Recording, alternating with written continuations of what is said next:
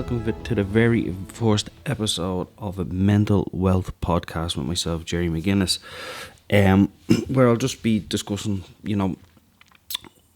personal mental health issues that I've suffered with, in the hopes that,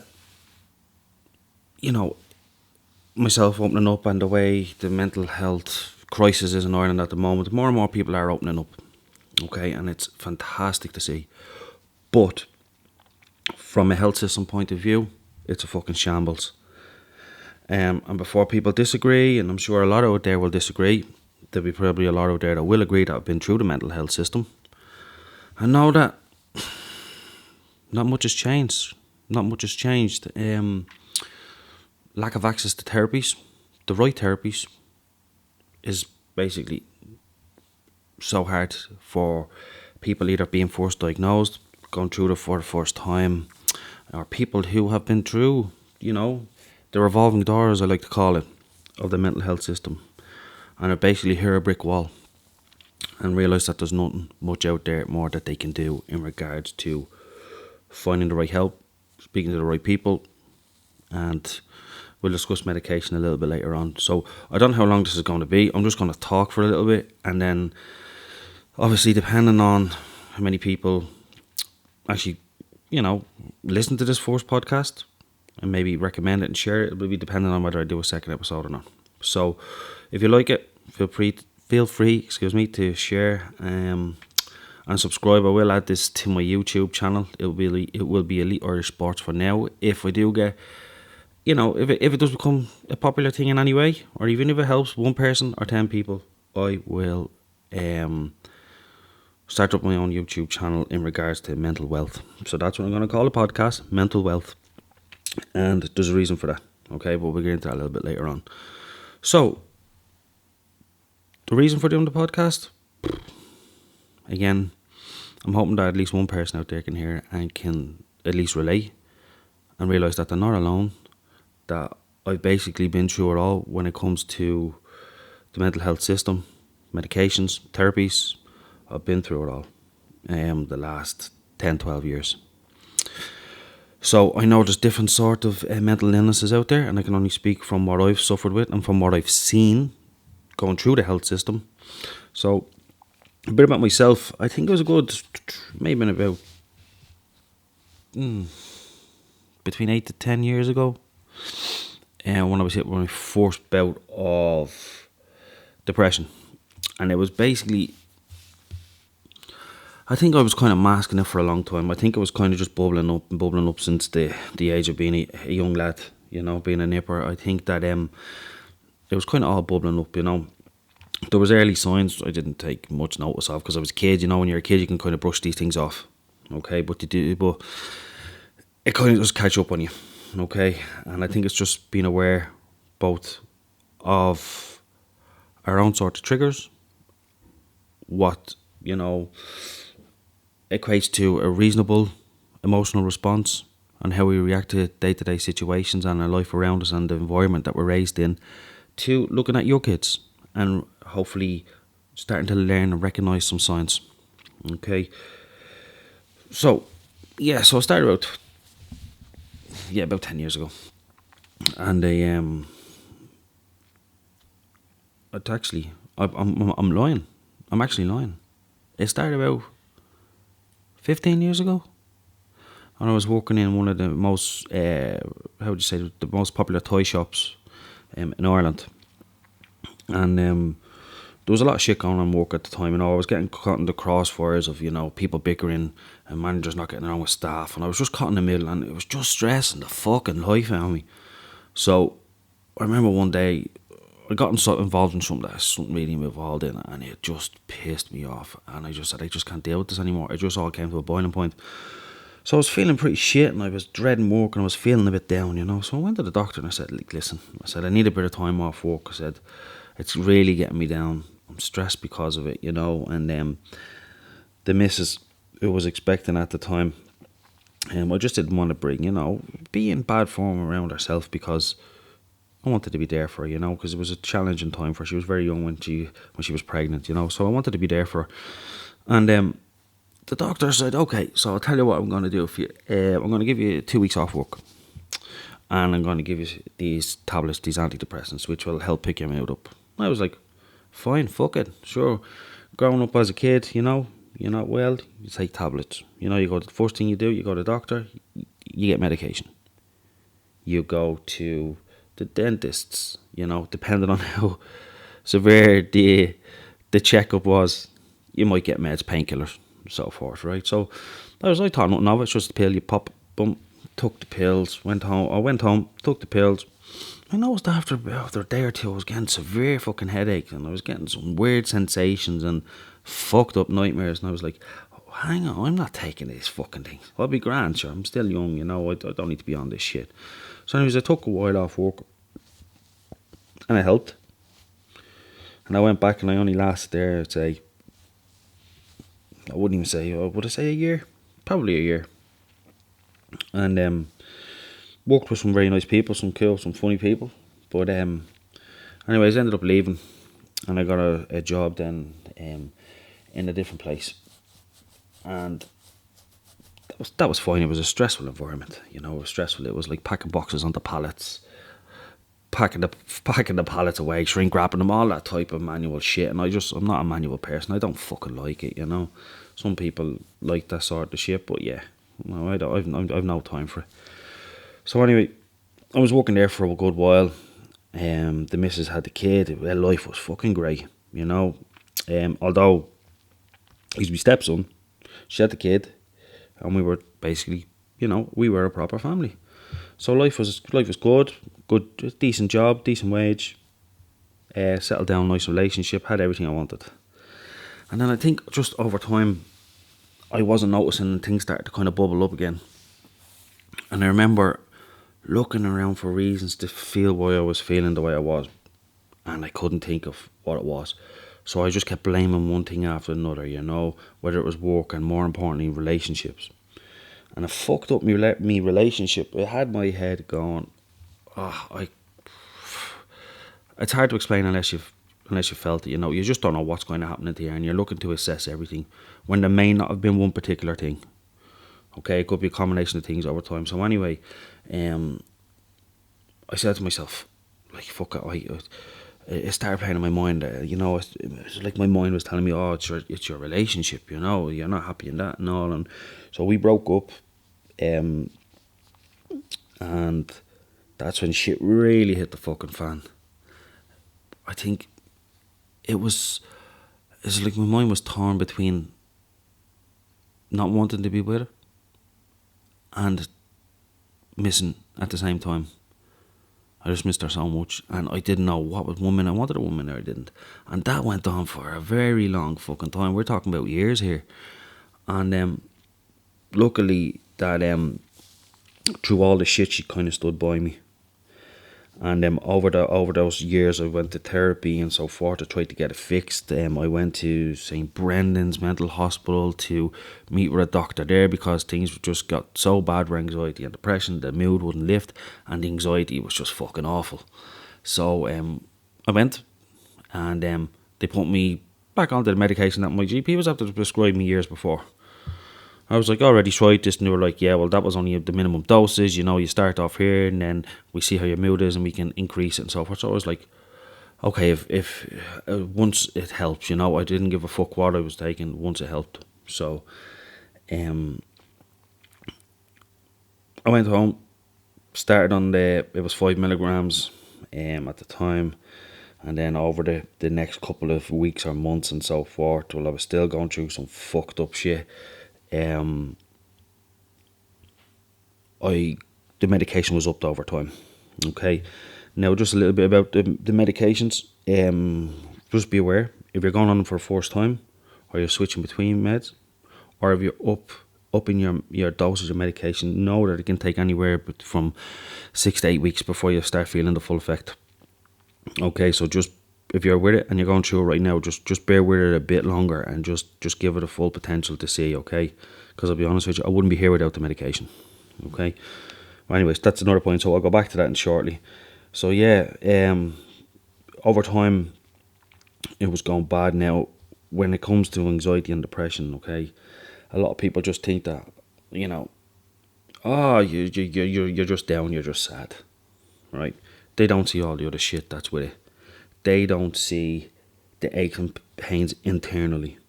They don't see the fact that you can't lift your head off the pillow, that you can't get out of bed. Now, when I say can't, physically, you can, but your mind is telling your body the complete fucking opposite. Not that you physically can't move, you mentally can't move. Okay? It completely shuts down your whole system. Your appetite goes. Your sleep is fucked. When I say you're sleeping is fucked, you're sleeping all throughout the day, all day, every day, in and out of sleep. You're not getting a proper sleep. Your body doesn't know. They say that your mind recovers in the sleep. That's when our body heals. It just doesn't. When you're suffering with depression, it just doesn't heal. Your body, your mind, and your brain is trying to shut down to sleep to try and heal. But more often than not, sleep is not just going to heal this. So yeah, so you would be wanting to stay in a dark room all day, don't want to pull back the curtains, don't want to face life, do not want to face anything that's outside of underneath those covers. You just don't want to do it. Everything hurts. You get dizzy. You have your dizzy spells. Again, I'll mention it there. You have your loss of appetite. You have your low mood. So what I mean by low mood, I mean no matter what you try, you do not have any other sensation in your body. You cannot laugh. You do not feel joy. You cannot process things. What's the right word? It's practically. You don't look at things. It's black and white, mostly black. Let's say everything. There's no positivity or no nice outcome from anything that you look at. And all your mind is playing you back is anything negative that has ever happened in your life, and then it catastrophizes. So anything that could possibly go wrong in your life. So it's not just one thing. This is anxiety and depression working together. They kind of keep each other fed. It's very hard to get one without the other. They kind of, now this is for me and this is just from what I've seen, they kind of just feed into each other and they keep this negative cycle going. Okay, so your anxiety, like with your low mood, you're crying, you have no joy, you don't want to do anything, you don't want to play your PlayStation, let's say, you don't want to watch films, you don't want to fucking listen to music, you don't want to read books, any films and books and music that you listen to play in your mind. You start feeling guilt for other people's issues. You start feeling guilt because you're not able to be there for other people. You feel like you're the worst person in the world because you can't pull yourself out of it. And all this keeps building up and building up and building up until your mind sees no other way out than to take your own life. Now I know that could be triggering to some people, but I'm just letting you know that this is the way it kind of built up for me, and this is the way that I've kind of seen it build up in other friends and family and so forth, okay? But it's when it gets to that point that's only when people start to look for help. It needs to be kind of recognised and realised. If you've been down for any more than, I'd say, a week or two, you need to see somebody. Now obviously if it's a death in the family or a loss of a loved one or a relationship breakup, you're going to be down for a little while. What I mean by that is you can still function, you can still process things, but you're going through a breakup, okay? And grief can also, sometimes disguise itself as depression, so just be aware of that. It's only when you've been down for so long, and no matter, you will start to lose interest in everything. And don't feel guilty if it's your kids and all and your family. Don't feel guilty. It's quite natural to feel like that if you feel like this, okay? So, yes, and that's just the mood part of it. When it comes to the anxiety part, what I get body tremors. So, oh man, it's just as fucked up. Like, I have to go to bed at a certain time. I don't get to go out drinking anymore. Have a few cans of that with friends and family, because drink is a depressant and it brings you down, and also it kind of numbs your nerves, and anxiety doesn't like to be numbed. It just, when it comes to your nerves, when you've numbed your nerves for so long, it kicks back in 10 or 20 times harder when you suppress it. Okay, so I get body tremors constant shaking, dizzy spells, blurred vision, burning sensation on the brain, which I have now. Like, I'm doing this podcast, it's not because I'm feeling any way better. It's because I just, man, it upsets me seeing people going through it. And if it could help anyone, even a 1%, then that's all that matters, because I know what it's like to be in that place. So, yeah, brain fire on the brain, like pins and needles on my brain. I have, let's just say, if I go to bed, if I fall asleep at 11:30, my body needs to wake up any time before 7:30. If I sleep on any longer than 7:30, the body starts trembling. It gets worse and worse and worse the longer I sleep on, and I wake up and my whole fucking day is ruined. So my brain is rattled, my whole body is shaking, and it takes a very long time for that to settle. And I don't care if there's any fucking clinical or psychiatrist around there. Don't try and fucking diagnose it, because you're just not going to find an answer for it. As much as I would love you to, unless you can come up with a way, you can give me something that's going to reverse this, whatever I've done to my fucking nervous, or whatever this has done to my nervous system, besides your therapy, your CBD, all that type of stuff, don't fucking bother. And that's just my opinion. You don't have to agree with me. So, where was I? Yeah, the blurred vision, the constant muscle cramps, the racing thoughts, same things keep coming back into your head, and when it's finished with that, it moves on to something else, and that keeps going, that cycle keeps going, and it just doesn't stop. You cannot literally see 10 feet in front of you. All you see and all you feel are those thoughts racing through your mind, covering your eyes 24/7, and it's very hard to see beyond that. Okay? And it just makes you, for me, if it messes with my nerves so much that I just constantly cry. I won't be ashamed to admit that. If you think I'm any less of a man for crying, go fuck yourself. I've cried, and I'm pretty sure the wife got back me up here if you were to ask her. But I cried only recently, 2 years ago. I cried for nearly 3 years straight. And that's not a lie. And what I mean by that is, crying from the minute I wake up, crying till I fall asleep, in the daytime, wake back up again, crying. Any situation, crying. Could be anywhere. I could cry wherever, and I didn't give a fuck. Just a constant flood, and then crying myself to sleep at night.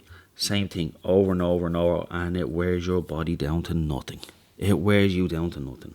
It's like running an engine on no fuel. It just fucks you up completely. So when it brings you down that low, my experience, there's only one thing that brings you back up. And the only thing that has helped me to come back up are the antidepressants. Okay? But I'm pretty sure the years before that, if I had to recognise these signs, or my doctor had to recognise the signs at the time, and intervened with probably some proper therapy at the time, then maybe things would have been different. But try not to look at the past. When it comes to therapy, I can tell you what I have tried, which is pretty much everything. So start off with hypnotherapy, then psychotherapy, then just normal counselling, then mindfulness CBT, then normal CBT. What was the last one that I did? And it's a very hard one to get a hold of, but if you could get to this, if you're suffering with really emotional problems, it'll come back to me in a moment, because I know I did do a bit of it for a little while, and I could see the benefit of it in regards to how it would help with emotions. But when it comes to anxiety, it's a different ballgame, because anxiety's chronic anxiety. Let me get it straight. Chronic anxiety is a different fucking beast altogether. You could give me a month of being depressed, then give me a month of being, or a lifetime of suffering with chronic anxiety. Fuck me, man. Sorry, it will come back to me in a couple of minutes. I can't believe I can't remember what it was. Anyway, I'll think of it in a few minutes. Okay, so DBT, dialectical. I hope I'm pronouncing that right. Dialectical behavioural therapy. Now, I could be saying that wrong, so excuse me if I am. But it's all about, looking at things, bringing things to a place called a wise mind in your mind, and behaving and trying to act a little bit differently and understanding, it is what it is right now. So I didn't do that for too long. And the reason why I didn't do that for too long, and I'll explain that to you in just a moment, okay? So I think I've had many stays in the hospital, not going to lie. Connolly and Blanchardstown. I've been in there once, I think. And I was a good few weeks in there. Fucking horrible place. Now, what I mean by that is the staff, some of them are very helpful. Some are absolute. I better bite my tongue just in case. But let me say, sometimes there's people out there that just don't give a flying fuck who you are or what your struggles are. It's not like you break your leg or you break your arm, you can go in for a few days, get an operation, come out and heal. That's not how it works. It's not how it works with mental health. So, yeah, I spent a couple of weeks in Connolly and there, and I have to say, when I look back at it, it was kind of positive in a way. So, although the first week was probably one of the worst weeks of my life for various different reasons, if you are unlucky enough to, or when I say lucky enough as well, because these places are there for a reason, and that's to keep you safe and to help. Okay, let's not get things, let's not put a bad spin on everything. It is there, okay. And there are a lot of good people there that do good work. Many doctors and nurses there were very kind to me and really helped with my initial stay there, my first ever time. But it's very much run as if you were a prisoner. Okay, so first of all, when you were admitted, if you get admitted, I had to fucking fight to get into it. I had to tell them what I was going to do to myself in order just to get admitted to that place. Okay, the first time I went, in fairness, I met with a nurse there and we did an assessment, blah blah blah, and she referred me to the outpatients clinic, a day hospital. So that's where you would go, say, for about 10 a.m. in the morning till around 12:30, and you would do classes throughout the day. So it could be classes on anything from coping with suicidal thoughts, and a bit of CBD, CBT. Sorry, I keep confusing that with CBD. All I can see on my fucking timeline now is CBD, this and that. But CBT, cognitive behavioural therapy. You also see a meditation. You'll do some cooking. You'll do a little bit of art in there. I know it might sound a bit like play skill, but it's therapeutic, So you will also do classes on grieving, emotional responses. What's that word when when you really just kind of have to look after yourself, like self-care, okay, and self-hygiene. So they're two huge things as well, because when you are down in that place, you don't shower, you don't do anything, you don't brush your teeth, you don't have you just don't have it in you to move. Okay, a glass of water could be like asking Annie to go and get a glass of water to get yourself up. It could be like asking someone to climb Mount Everest. That's how it feels. I know it sounds stupid to you, but just telling you how it is, right? So I stayed there. When you go into those wards and into those hospitals, first of all, to take everything fucking off you. So anything that you can potentially harm yourself with, whether it's lace out your tracksuit bottoms, lace out your runners, if you have a dressing gown, or let's say a dressing gown or any sort of robes, they'll take any belts off that, they'll take any belts off your jeans, they'll actually take fucking headphones off you, which, anyway, your mobile phone chargers, okay. I will say one good thing about it though, it's one of the only hospitals I know, like, for mental health, that'll allow you to keep your mobile phone, and to me that was a fucking huge plus, okay, because I like to listen to meditation and so forth, or I like to listen to something when I'm going to sleep at night. It helps me sleep, it helps me relax. Okay, so I did like that about it. Plus they have a little radio on the wall behind you where you can just plug your headphones in and just sit there and listen to some music, and try and just drown out some of those negative thoughts. So anyways, I was in there. So you're woken for breakfast at 9. You eat your breakfast, And then they call for your medication. Everyone runs the medication like it's a fucking ice cream truck. It's like when the ice cream man comes into your area and the siren goes on, everyone rushes, right? And I know why everyone rushes. And to be honest with you, I was one of those fucking people. I just wanted the symptoms and the side effects I was having to just anything that would help calm them, right? So eat your breakfast, if you can eat, that is, but you're going to have to force yourself. Eat your breakfast, take your meds, back to your bed, and then if you want, you can attend occupational therapy, which is basically classes within the hospital where you can go and do bits and pieces like coping with depression, anxiety, all that type of stuff. So it's a bit like the day hospital, but it's in the hospital itself.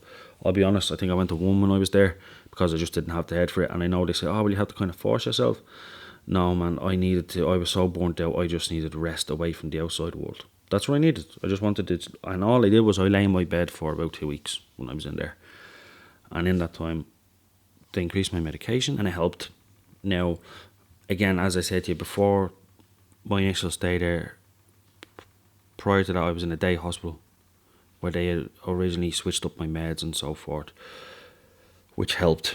Because before I went to that day hospital, I went and got assessed from an outpatient's clinic from St. Patrick's Hospital, okay? Not going to give them any props. You can only fucking get in there if you have private healthcare, okay? So you have to be rich and depressed to get in there. Anyway, so I saw a doctor from their outpatient's clinic. He was the one that switched me meds originally. I'm not going to lie, it was fucking horrible. And that's the side effect of coming off meds and going on to other meds is hard. The side effects of a new med is rough enough without coming off another med at the same time. So he increased, at one point he introduced a new med. It was to help me sleep at night time, and it was an antidepressant that worked with my daytime medication. Anyways, the daytime medication just wasn't cutting the mustard. I was on the top fucking dosage on that. Which my doctor, my own GP, first of all increased to double the strength, which is illegal because it only goes to a certain strength for the reason. Okay, so anyway, what I did then was so I went to the day hospital. They changed my meds and they got me off the likes of benzos and stuff like Valium that I was taking to kind of help, numb my nerves, because that was probably the go-to medication for anxiety, and that's why we have a kind of a whole benzo epidemic, I think, at the minute. So anyways, they changed up my meds in the day hospital. They were very supportive. They really helped. My first experience in that day hospital was very, very positive, and I thanked them for that every day, because without them I wouldn't be here. So when I ended up in the hospital after that, then again I was in there for 2 weeks. They increased the meds after a week, and within a week I'd say the mood started to pick up and anxiety just started to die down again. So I was absolutely over the fucking moon. I met one friend in there that I was absolutely gutted to leave there. And he was an old man, he had Parkinson's. When I say old, he wasn't old, but he had Parkinson's. And a lot of people, if they know, they'll probably know who I'm talking about. But I broke down crying the day I was leaving. He had painted a picture and everything for me, and it's just a hard place. Like, that man had Parkinson's. He had no right in being in a mental health ward. He should have been in a nursing home, which he is in now. But he had to suffer there for such a long time. 4 years, I think, to be exact. So anyway, I left the hospital. Things started to pick up. I got back to work again. Life was great. I was back in the gym, earning decent money. I was starting the photography was picking up for me. You don't know, I do photography and filming outside of work now. More photography, more so than filming. I'm just obsessed about photography. And I kind of got back into that. I actually shot the first UFC McGregor versus Brandao. When I say the first UFC, the first McGregor fight in the 3 Arena, and my God, it was just an unbelievable night.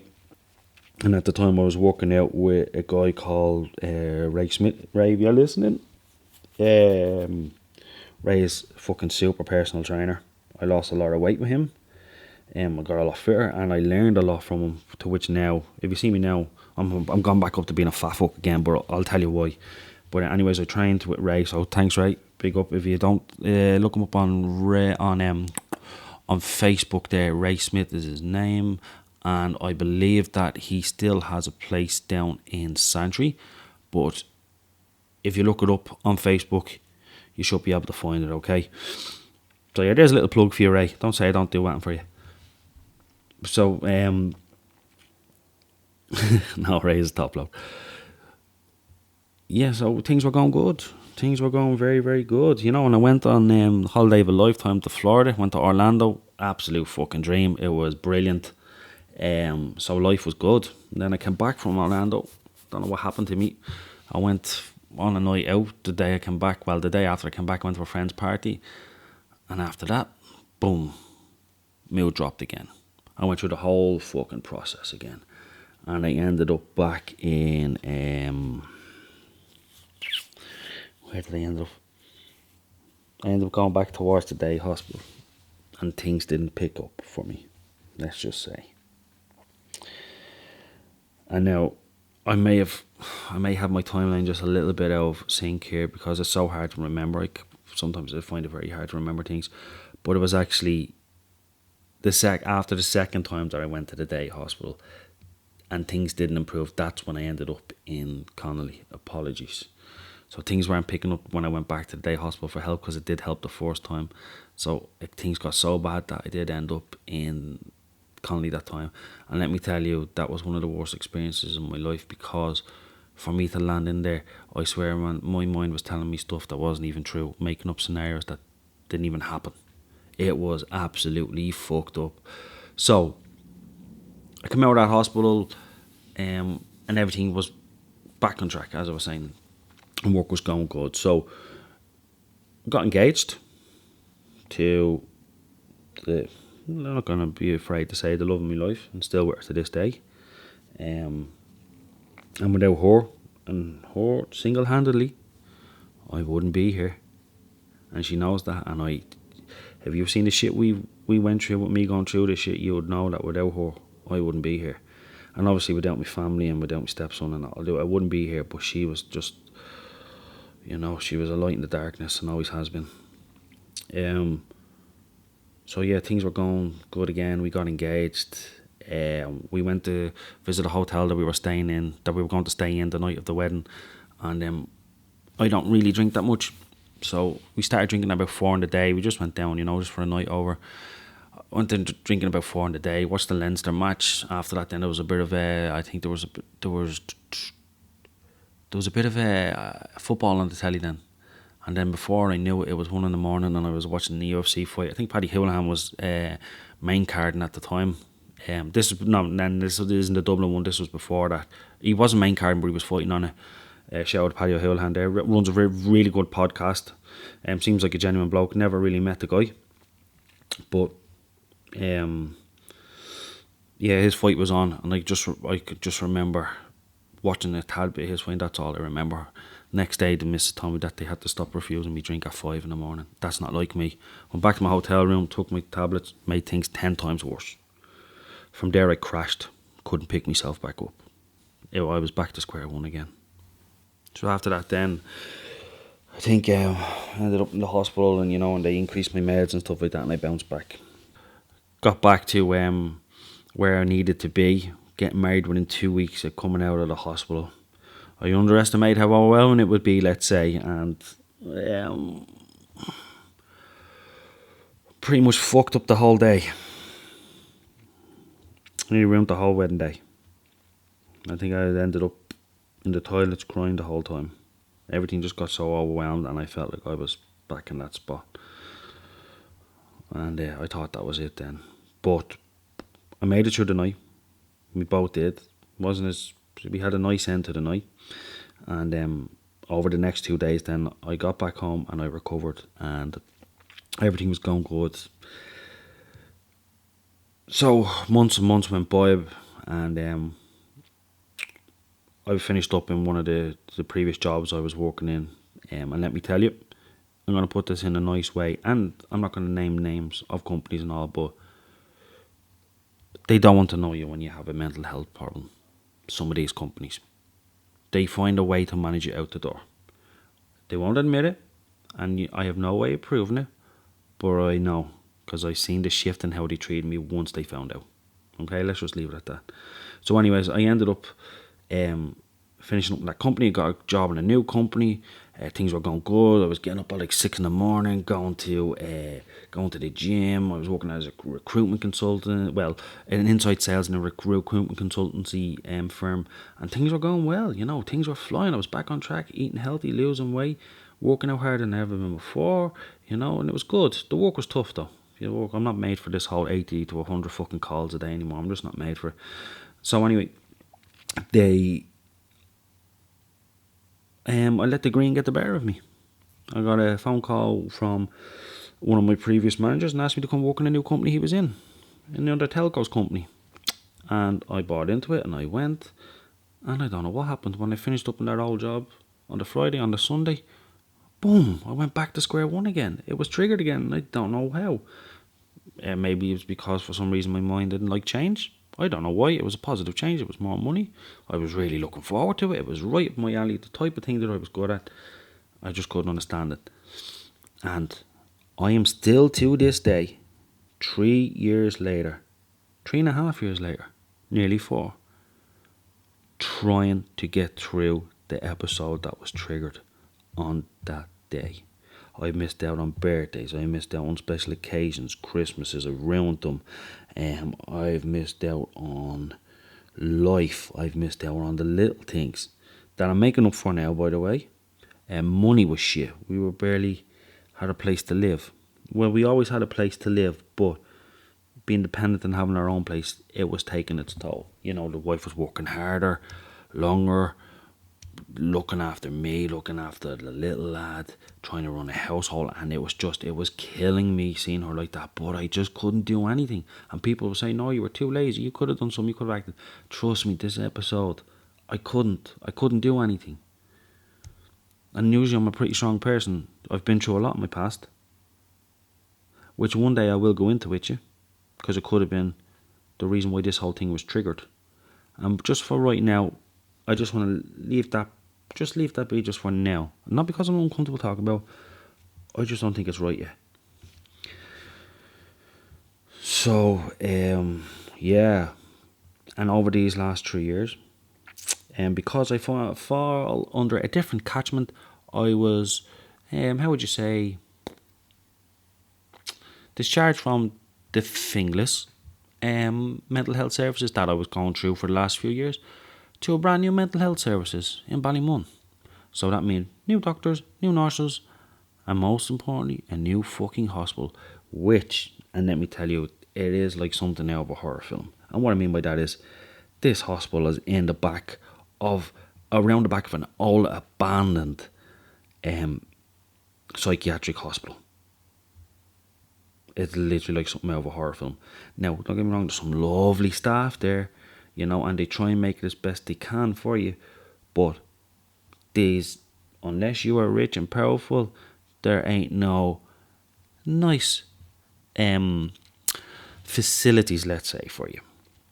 They try and make them as nice as you can. You get a bed to sleep in, which, by the way, is, for me, was the hardest part. Again, my mother had to come with me. Now, I'm a man of 34. I'm 34 now. I was 32 at the time.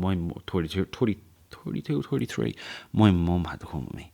And she had to beg and cried her eyes out in front of the doctor, because the doctor would not admit me to the hospital, because my mother knew that I wasn't going to be around much longer. And let me tell you, eventually, the first time I went down, they kept sending me away, and I went down one day and I was like, listen, I'm going to do what I don't want to do. And they admitted me and let me out after, I think it was like a week. And it was about as, they don't want you in there for too long. They don't want people like me in there, people who just suffer with anxiety and depression. They don't want me in there. They want people with proper psychiatric, when I say proper, I mean more severe psychiatric illnesses in there. Because that's what it's for. But let me tell you, they're fucking wrong. And they're fucking idiots if they think any otherwise.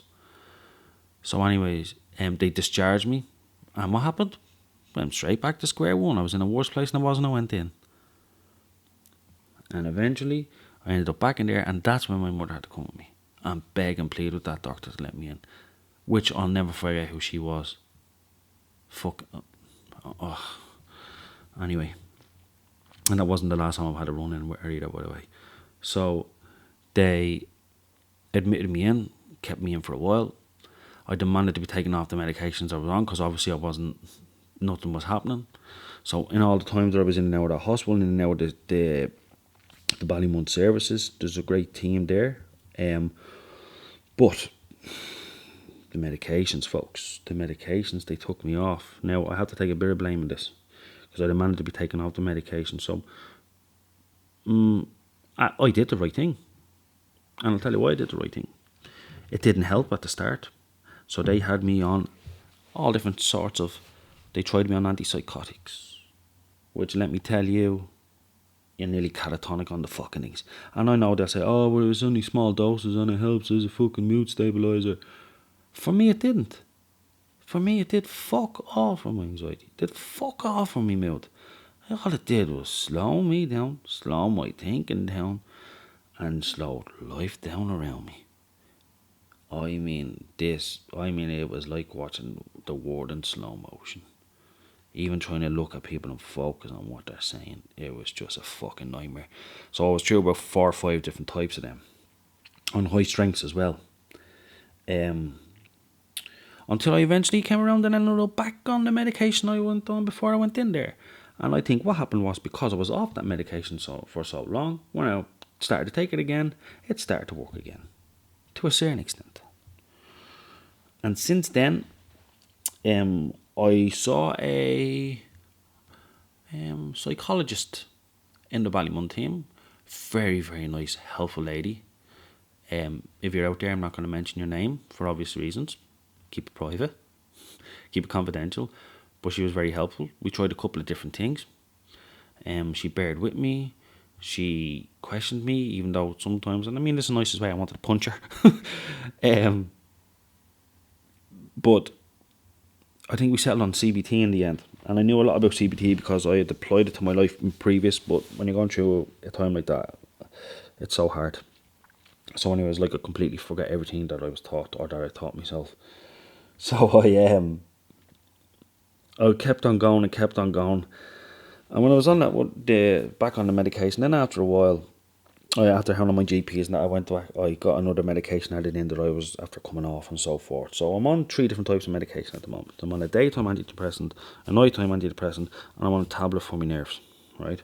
So it all seems to be keeping stuff at bay at the minute. And let me tell you, you're just masking it. Fuck off. I'm not just masking it, alright? It's helping me. I'm getting through my day.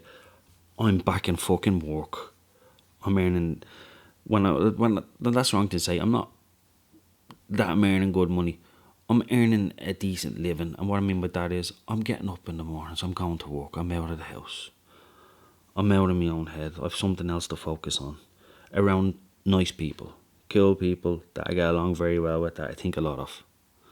You know, I've met some really good friends there. And sometimes I may even call, nearly family at this stage. And because we're kind of not a small company, but we started off small, and things are growing and growing. Things are positive at the minute, and because we've been just so close knit over the last year or so, it's good for relationships in a way, and it helped. So I was going there, and prior to that, when I'd finished up in the other telcos industry, because they didn't want to fucking know me, I didn't hear from my boss once the whole time I was out. And the person said that she contacted my friend and said that she tried to contact me. No, she didn't. The wife had my phone. I've no reason to lie. She didn't bother her bollocks. And anyways, probably the best thing they did was didn't renew my contract, because let me tell you now, I've nothing but bad things to say about that company. I won't name the company right now because they're all sensitive these days, and they can't take the fucking truth. So I won't mention the company. But all you have to do is just go back to my previous jobs on fucking Facebook or LinkedIn or whatever to see. And anyways, kind of glad they did. Shower cunts, excuse the language. So what I've done now is I decided to go and work for a different company, and in the last year and a half, things have been going slowly but surely progressively well, both in life and in work. Okay, so although I have this anxiety 24/7, I have this burning on my brain. I forget things short-term memory can be a bit of a challenge. Okay, but I'm working through it, and I'm getting through it, and things are going positive in aspects of my life. I'm not having to worry about rent and stuff anymore. Just it's kind of keeping the wolves from the door. And I know I hate to say it, but I've kind of learned of everything that's important in life: family, place to live, and just enjoying the simple things. Cup of tea, nice film, the odd, at the moment, glass of whiskey. Only started drinking it.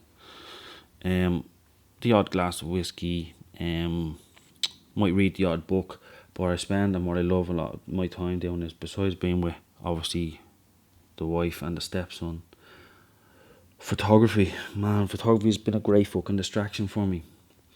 I fell back in love with photography again, and I became obsessed by it again in a good way. And people seem to like my photos. I'm my own worst critic. I always find what's wrong within my photos, and I don't really fully live in it or appreciate them. But there's lots of other aspects with photography. Is a bit like therapy. You kind of never stop learning, and it's like everything in life. A bit like jiu-jitsu, actually. You just never stop learning, and that's been becoming a great distraction for me. So what spurred me to do this podcast was, I've been told that I've given some great advice to people who may have been going through a really tough time, and because I was so open about it on Facebook, they just dropped me a line one day, and they're being a bit more open about it now. From what I can see, and I've been told that it's helped them. So if I could reach out to even one person to let them know that they're not alone, that it's not some little cliche that I'm saying because I'm on the other end of the microphone, but I actually do care about you. As humans, we should be enjoying life. We should be living our life on this earth. Surround ourselves by nature from time to time, because I know living up here in Dublin or living in areas that are very heavily, let's say, filled with buildings. It's it's not good for you. You need to be out in nature. You need to be surround yourself with beautiful scenery. Just life itself. Listen to animals. Listen to the birds. Appreciate just the simple things in life that we take for granted. And that's what I mean by mental wealth. And by mental wealth, I mean putting back into your mind what it deserves. So anything positive, whether it's therapy, reading a book, anything that you can kind of get your mind working on, or stimulate your mind in regards to what you love to do, investing back into your mental health more so than any other aspect of your life. Because if you don't have your mental health, you have nothing. If that's not right, nothing around you is right. So look after the one thing that's the most important thing to you. Okay, because you can't be mommy or daddy or brother or sister or husband or wife if you are not mentally strong or mentally, able to live your day to day. Okay, that's just my opinion on it. So invest in your mental health. Do your meditations. Take your medications if you're on them. Do your therapies. Talk to friends. Talk to families. And above all else, if you're feeling lonely and you're in that place, or if you just feel like you cannot, or no one seems to understand you, I understand you. I know what it's like. I know what it's like to open up and get these services. The likes of ringing your Aware helplines, your Samaritans. I've been there. I've done all this. And let me tell you, they have helped. They have helped. I've got to meet some really lovely people in Aware, and they've helped. Okay, they have a helpline there. Look it up and just have a chat. Just let that be the first step that you take. The first decision, the first action you do that's outside of what you're going through today. Let that be your first action. The thing about mental health is to get it back. I aim to get it back, to learn to cope. If you go through a bad enough episode, you go through an episode, you're going to know you're never going to be the same person again. And I know that's probably hard to hear. You will get back to a level where you feel like you are coping and that you're able to live your life and you're happy again. But you'll never actually be the person you were before that. only simply because of what you've been through, what you've learned, what's important, what works and what doesn't work, and what you need to do to look after yourself. It's a complete different fucking shift in awareness.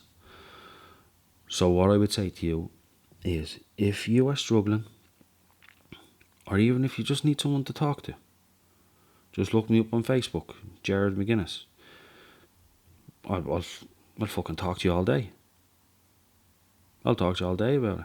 And what I'll do is, I'm not going to say I'm going to be able to solve anyone's problems or anything, but I could at least point you in the right direction, or where you can go to get the right help, or get help in general. You know, what works for one doesn't work for another. You know, I can honestly say that I would not be here without the medication. But I have friends that won't go near it. But it's all depends on what works for you. Okay? Like, take for example, right?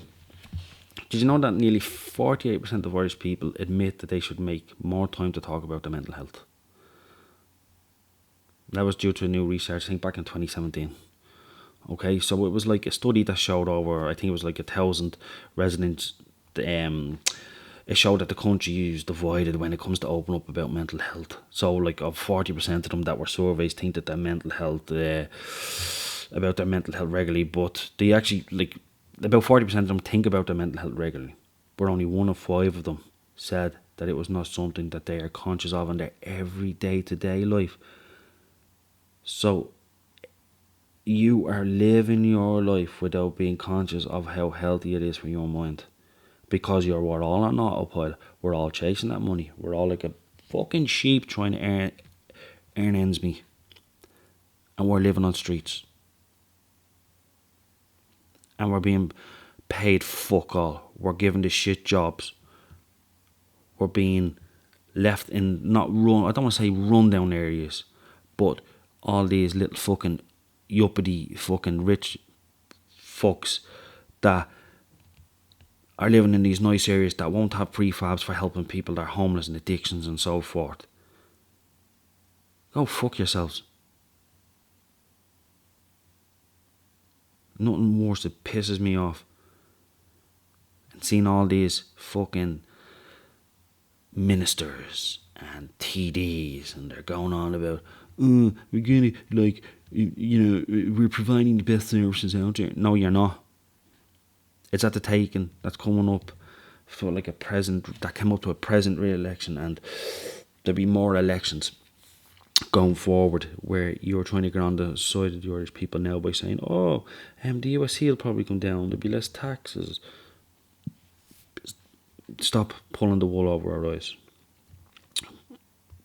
We're now in a worse shape for homeless than we've been in as long as I can remember. And the people say to you, why don't you go up and do something and invite someone into your house? Man, I can barely afford to feed myself than feed anyone fucking else. And that's the truth. And that's the fucking truth. And it's horrible. And people are, what's that word?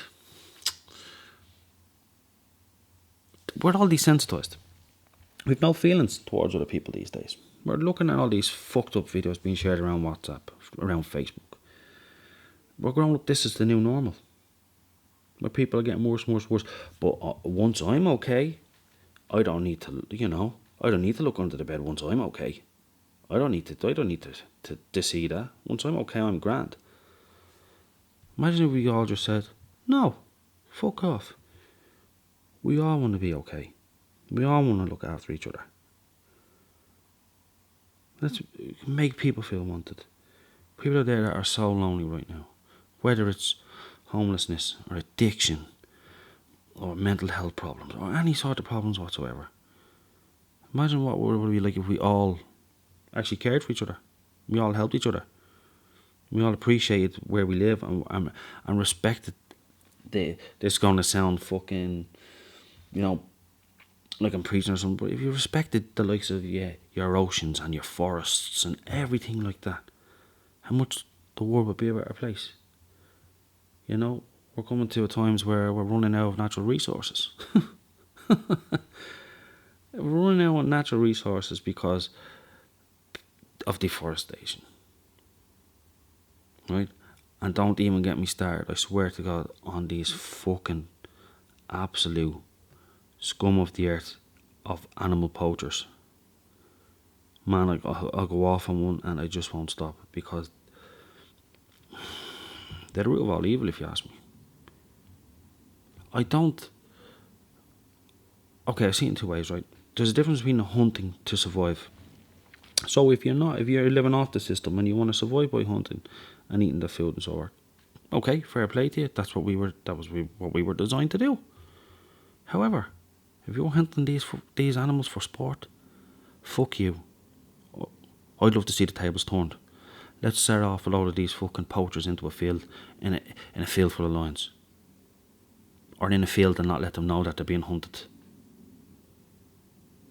Yeah, we'll see how fucking quick. Oh my God, the times would turn down, wouldn't we? Anyway, I'm not going completely off subject, but anyway. So yeah, where were we? So I think what I'm trying to say is, mental wealth starts with your next action. Whether it's for yourself, that one little positive thing you can do today, or this shitty day that you're having. Whether it's get up and make a cup of tea, get up and clean the delf, put the dishwasher on, put a wash on. That's where it starts.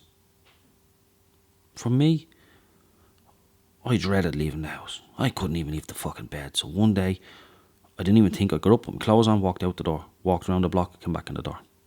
Did that every day for about a week. Then I started doing 2 laps around the block. And then 3, and then 4, and then 5, and pretty soon I was up to 10. And I was getting used to leaving the house again. And by then, obviously the medication started helping, and started to kick back in, and that's when I went back to work. But I'm saying it's just that one little thing that may seem like nothing. You may seem like a fucking failure for having to force yourself to go up and do something simple, like get a bottle of water, change a nappy. Could be anything. Could be a phone call to a friend to see how they're doing, just to put your own troubles aside for a minute and just be an ear for them. It can be any little positive change.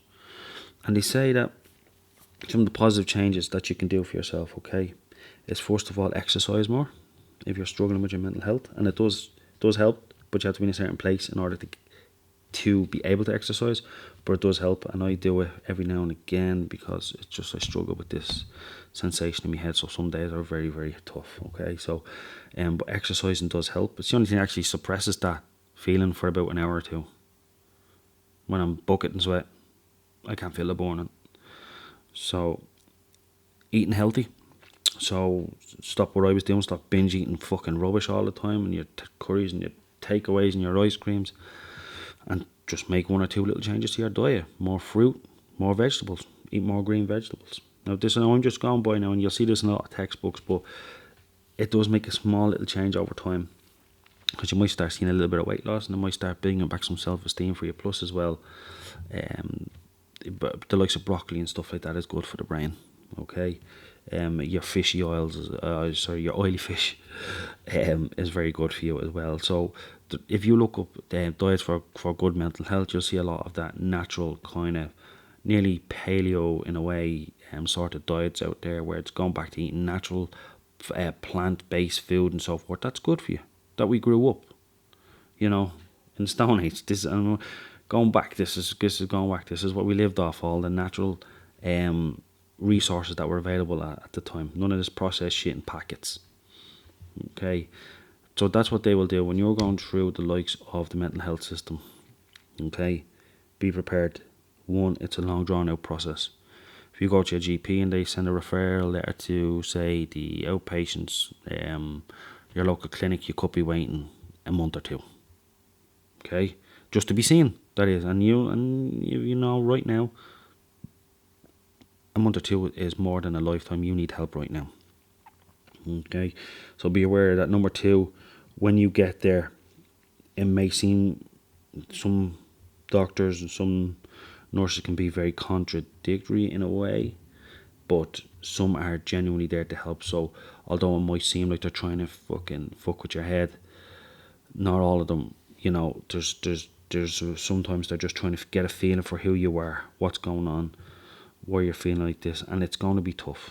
Okay, there's going to be stuff you don't want to talk about, stuff that's going to really upset you, and you're going to feel like it's not working and stuff like that. But just kind of stick with it and walk through it with the doctors and nurses there. Okay, and then you have your helplines that you can ring, at any time for a call, for a chat. So you have the likes of Aware, the Samaritans. If you're like me and you don't have the money to be going and paying for private counselling and psychotherapy and stuff like that, you may want to try the likes of PA the House or some other of the more freer, how would you say, services out there. Like I know there was one that I was going to in Ballymun. I don't think it's still there, but that was like a donation based, so you could kind of give what you have, and they were very nice there, So there is a couple of places around. There's also a couple of self-help groups around, so you can go to the likes of Aware hold groups around the city on different days and times. So look it up on their website and you can go. You don't even have to talk, you can just sit there and listen. And over time, trust me, when you do open up, it does something to you. It just feels like a weight lifted off your chest. But remember, all these people are there for the same reason you are. They just want to get better. They just want people that they can be around that can relate to them. So being in an environment like that can help. Okay. So I'm just coming to the end of this because I know I'm going on, rambling on a little while, but I just wanted to just get on and just, first of all, to the friends and family out there that have supported me, and to the very, very, very, very few people that kept in contact with me throughout my struggles the last few years. Well, the last 10 years, let's say. You don't realise how grateful I am. And deep down I can get quite emotional about it, but I am so grateful. And, I'm always there for them whenever they need me. And I always will be. I'll never forget it. And I'm grateful to the nurses and doctors that did help me, and to the ones that were pricks. Fuck yourselves. You maybe just be open to the idea that you may need to try a few different things before you find something that helps you, whether it'll be therapy or whether it'll be exercise, eating healthy, medications, all that type of stuff. Be open to trying different things, because just because one thing doesn't work doesn't mean the other thing's going to work. Again, we're all different, so different things affect us in different ways. Okay, what helps me may necessarily help you. The same reason, even with medication, what medication works for me may necessarily not work for you. Okay. So yeah, see, I keep forgetting again. So yeah, I do. I forget very fucking easy. I don't even know where I was gonna pick up there. The fucking batteries in the camera here went dead. So again, these are all just little niggly things that I can sort out going forward. This is just a first attempt, let's say, and see how it goes. But again, I don't want this to sound all down and dreary, the first podcast, but I just wanted to, just to speak to you honestly about the realism of our mental health, how we can look after each other, how we can look after ourselves, more importantly, and steps that we can do to make, be that 1% better tomorrow. Again, from that course I was doing, the guy had a really good saying, aim to be 1% better every day, regardless of what you're doing, and enjoy the process. And that's what mental health is all about doing. It's the little small steps that add up. You don't just, a fucking house doesn't just appear out of nowhere. You have to build it up brick by brick. So if you can start building up that brick by brick, and then you can build on the inside of your comforts, and that's where you'll find peace.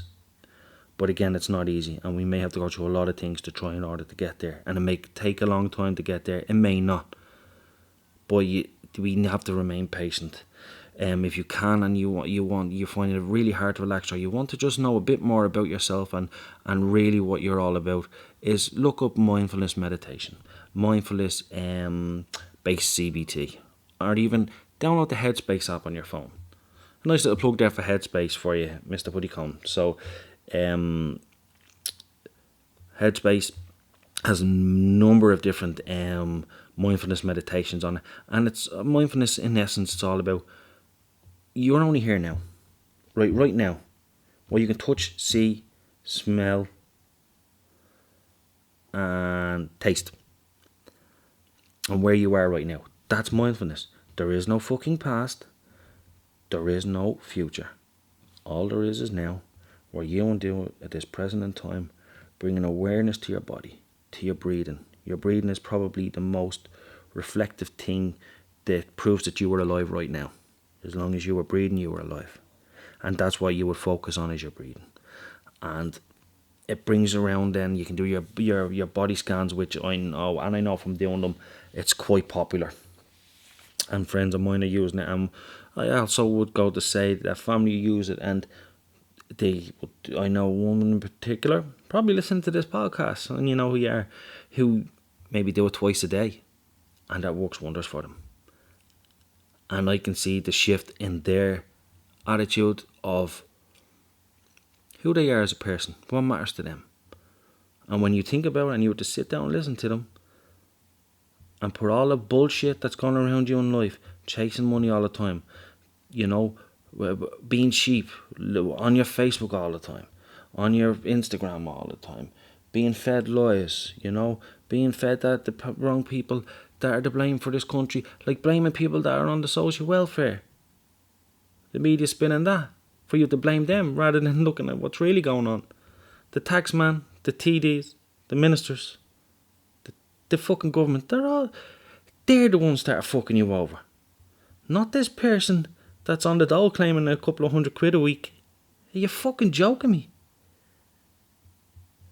That's not what it's about. Okay? Now, there are a couple of dodgy fuckers out there that are taking the piss, but that's not the reason why we're in the situation that we're in. That's not the reason why we have all the homeless. That's not the reason why we've such an addiction-driven city centre. That's not the reason that you or me are being taxed more and being paid less, working longer hours. That's not why. It's to do because all these rich fuckers want more money. They don't want to be hitting the pocket, so they have to make it up from somewhere else. And what happens is when we start blaming them, they pass the blame on to the less fortunate out there. Those people that can't make a living and the people that can just about make a living, and it goes all the way up the food chain. And it doesn't go near them. The rich stay rich and the poor stay poor. That's their agenda. I'm not a political person. I know fuck all about politics. But I'm not fucking blind, and I can see what's going on around me family, friends. And I can see it. So if I can see it, and I'm not the smartest person out there, you can fucking see it. So anyway, I just want to take this chance to thank everyone that voted on my Facebook page. I wouldn't even done this unless I ran a poll and I said, would anyone be interested in listening, or would it benefit anyone? And 74 people voted and 73 said yes, one said no. I don't know whether he meant to say no because he left me a comment saying it sounds like a great idea. So, I don't fucking know, man. People are strange. But why be normal like everyone else, huh? Be unique. Be yourself. So, again, thanks very much. I hope that some way someone out there can relate to this, can open up, make it a little bit easier. All it starts with one phone call, one little action. And trust me, you won't thank me, you'll thank yourself for doing that. You give yourself a pat on the back on any little thing you can do. That's different from being stuck in what you're stuck in right now. Talking is positive. Communication is key in life. Half the problems in life by miscommunication. That's all there is. It's just miscommunication between one person and another. Half the problems in life. So again, thanks very much for listening to the podcast, if that's what you want to call it. There's a lot of teething problems here, and I'm going to have to edit the fuck out of this. But I will do my best, and I hope that you did find some sort of solitude in this, and you can maybe pass on to a friend that may be struggling. You may be struggling yourself. And again, on Facebook, Jared McGuinness, I'm not going to hide, drop me a private message at any time, and I'll give you advice on what I've been through, what's worked for me, what hasn't worked for me. But again, it mightn't necessarily be the thing that works. It might work for you. What hasn't worked for me might work for you. Same way, when medication works for me, may not work for you. We're all different. So it's all about kind of what we can try and do, and what we can try and what we can try. We may have to try different things. We might have to try a combination of things in order to get back to where we feel we're at a level of coping where we can apply positive changes in our life. There's a lot of positive people out there, and they're very open now about their mental health, and I hope it continues, and I hope the government fucking finally see this and they realise the way forward is better therapies, more importantly, the access to these therapies. Okay, you could be waiting fucking months for access to therapy, and safer medications. I'm hoping this whole CBD oil, something comes out of that and I can fucking start taking stuff like that and get off all these medications. But sure, listen, we won't worry about it. Things are okay for now. So we'll just keep going again. Thanks very much for listening to the podcast. Have a good night. Love yous. And again, I'm only a private message away. Talk to you soon, folks.